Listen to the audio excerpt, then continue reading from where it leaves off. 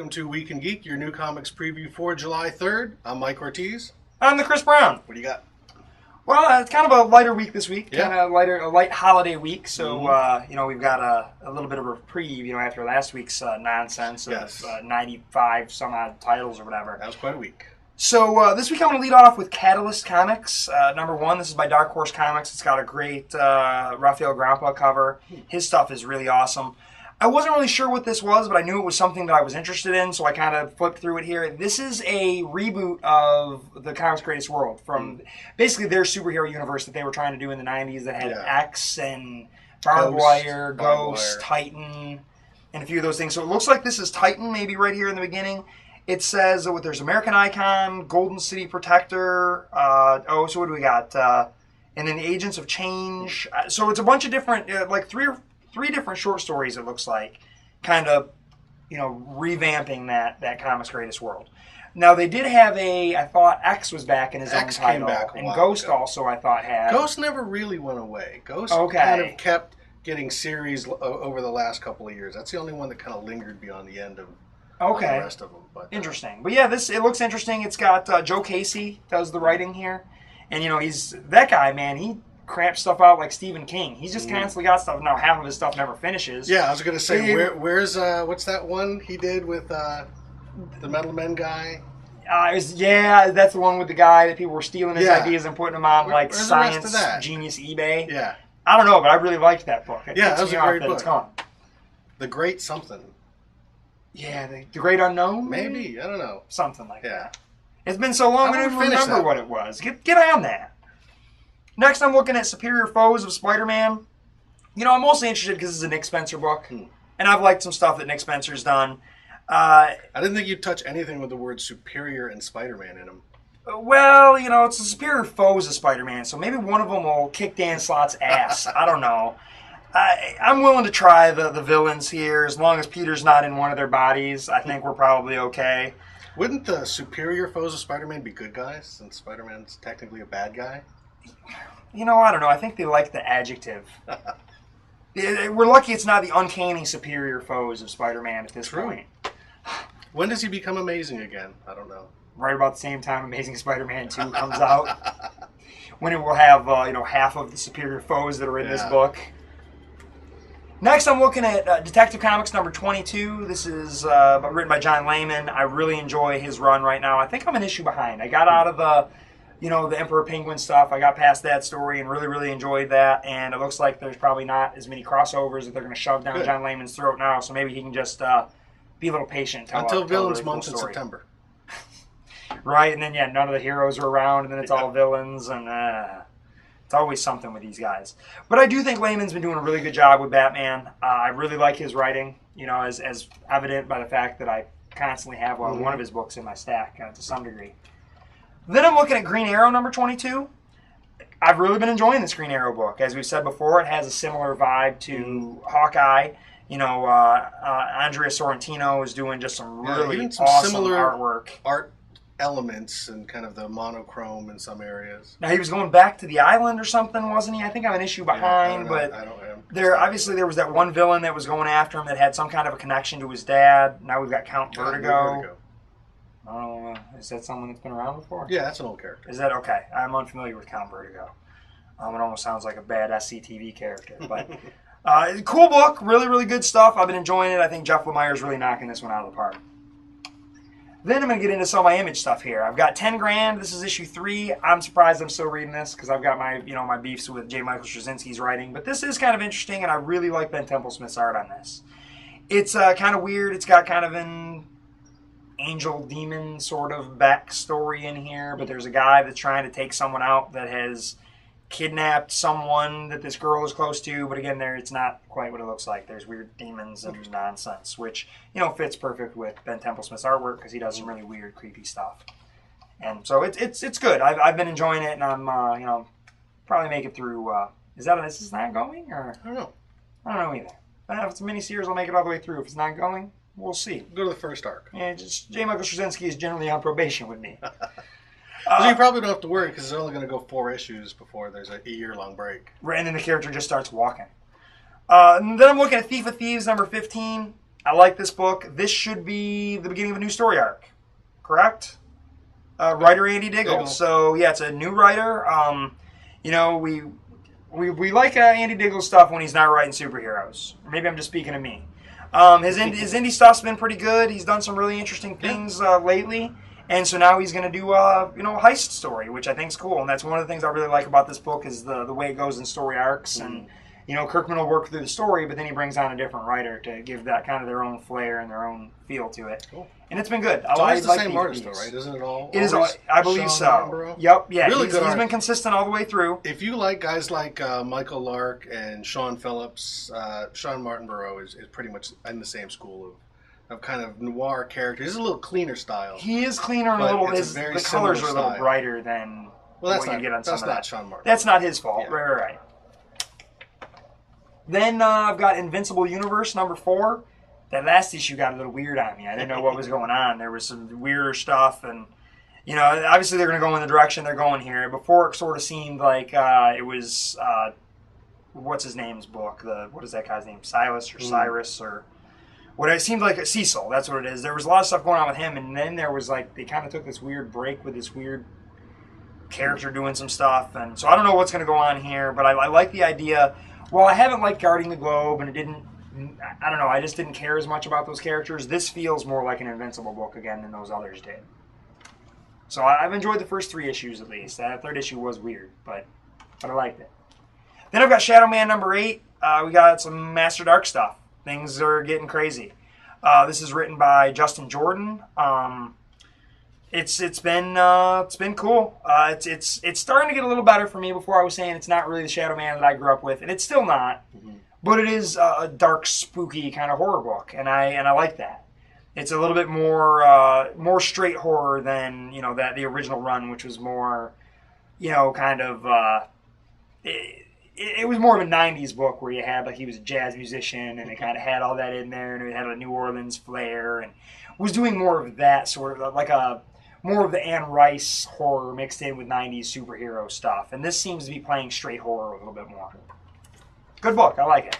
Which takes me through the top of the bulk of my stack there. What do you got? I'm going to lead off with What If AVX, Avengers vs. X-Men number 1.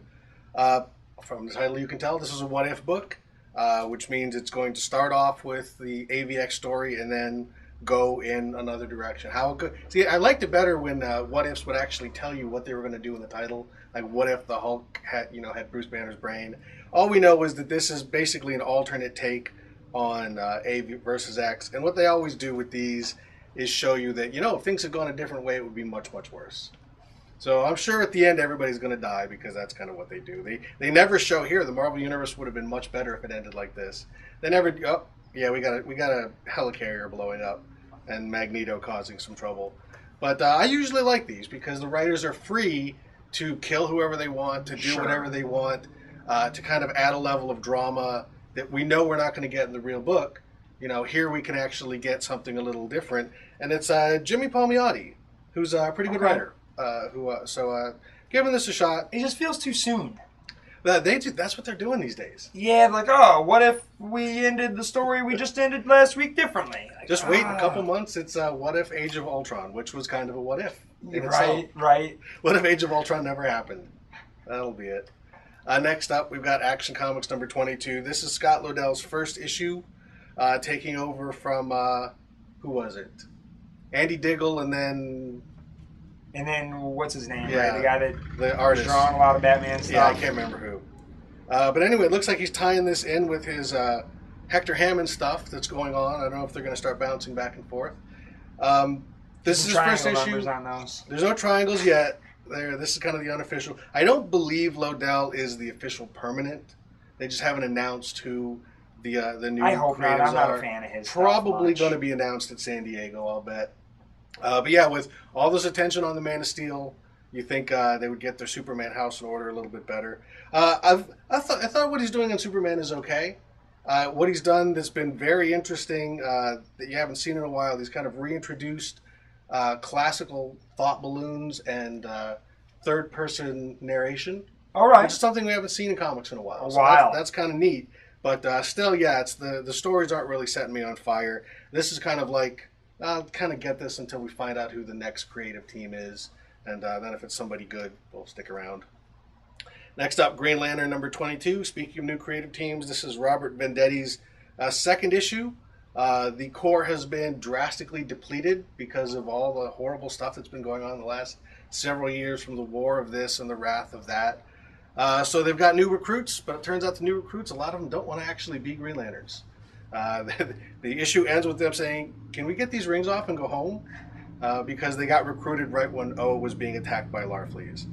But this has been some interesting stuff. I like this idea that Hal Jordan, who was once this kind of go-get-em kind of super action hero, is really now kind of an administrator. And he's someone who's never had to be in charge of anything before. He never followed orders, but he never gave orders. But now he has to kind of rethink how he does things and actually sort of step up and be more responsible than he has been. Kind of an interesting take for the character, so I like that idea. Cool. I'm not a big fan of Billy Tan's art, but generally I think this is kind of an interesting direction for the book. And let's just hope it doesn't quickly turn into a book. Well, I know there is a crossover coming, so never mind. Batman Incorporated number 12, Grant Morrison and Chris Burnham. I think next issue is the last issue. I believe so. But we've 13, got the final battle begins. We've got Batman versus the grown-up clone of Damian that killed Damian, and then it looks at the end like we're going to have Batman versus Talia, which this book has been building towards that. Grant Morrison really has been building towards this from the beginning of his Batman run. So yeah, this is going to be his last superhero work for a while as he focuses on creator-owned stuff.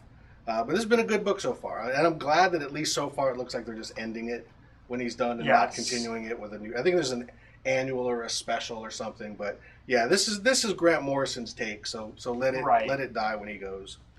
Next up, Avengers number 15. This is Jonathan Hickman, Nick Spencer, Claudio Castellini. This is another prelude to Infinity.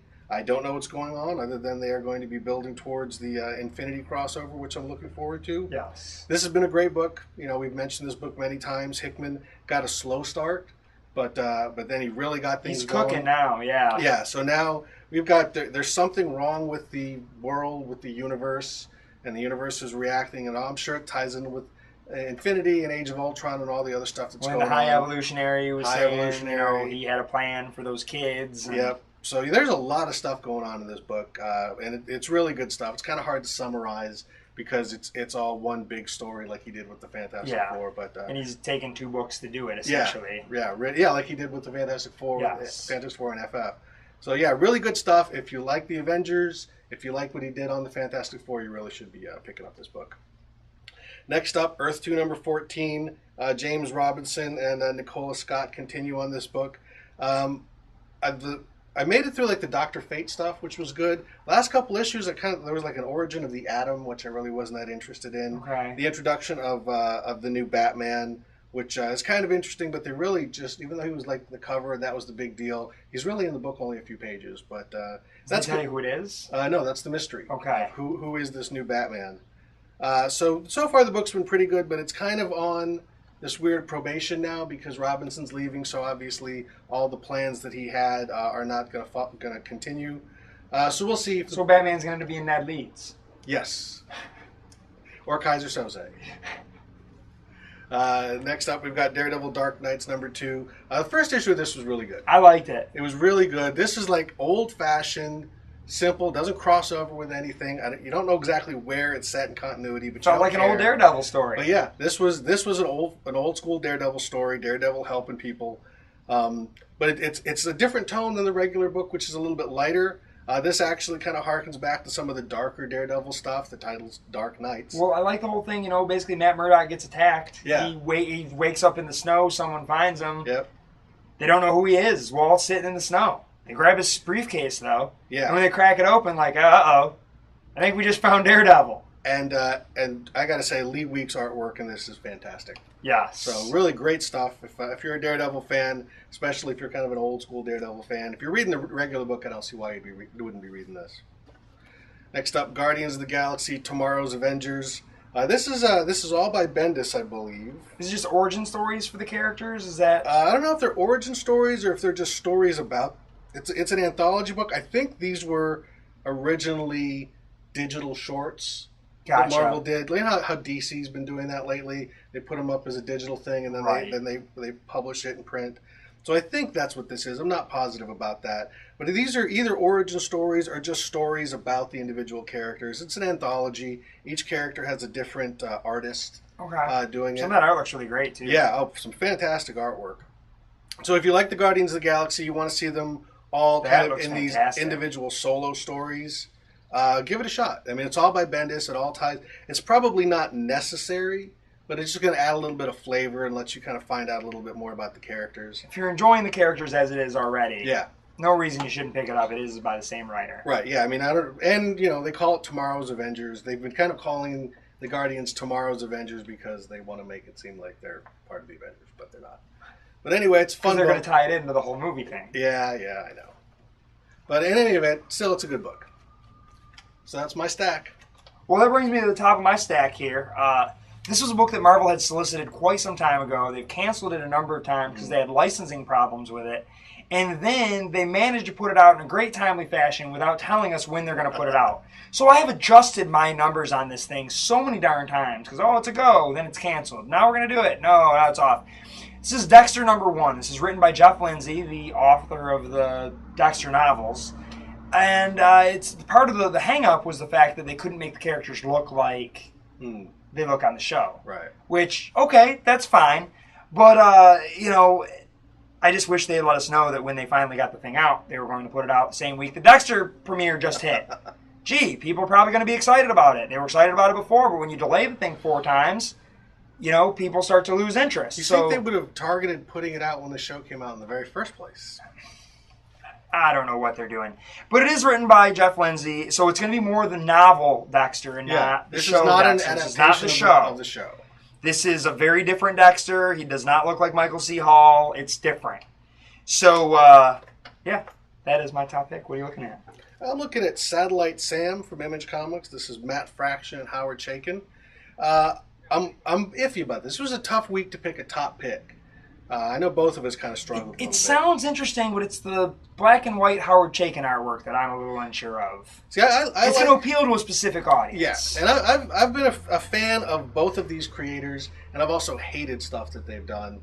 So it's kind of one of those. They're both a little hit and miss, more hit than miss. So I'll give it a chance. It's kind of a 50s era noirish thing, but it's also like a 50s TV show host, I think. Okay. That is found dead in some kind of a compromising situation. The cops rule it an accident or something, but the guy's son thinks it's murder and he's going to go investigate. So kind of a neat idea, but it's also an idea that you kind of seen from guys like Chaykin before. So yeah, out of curiosity alone to see whether or not we're getting good Chaykin and good Fraction, or whether or not they're kind of phoning it in. This is the first creator-owned book for Fraction in a while, so hopefully we're getting the Matt Fraction that did Casanova and things like that. So yeah, it's I'm not really sure if it's going to be good, but out of all the books this week, it's the one that kind of piqued my interest. Okay. At least the cover looks cool. I'm most curious about this one. Let's put it like that. It's an Image #1 by great creative talents, and it's got some kind of an astronaut with his head blown off and a booty right in your face. So I mean, what's not to like? But it's also more Howard Chaykin drawing lingerie and bullets. It's like we've seen that before too. But, I hear his next title coming soon is just titled Lingerie and Bullets. That's not a bad book. That's a bad idea. Should pitch that. So with that is your Week in Geek.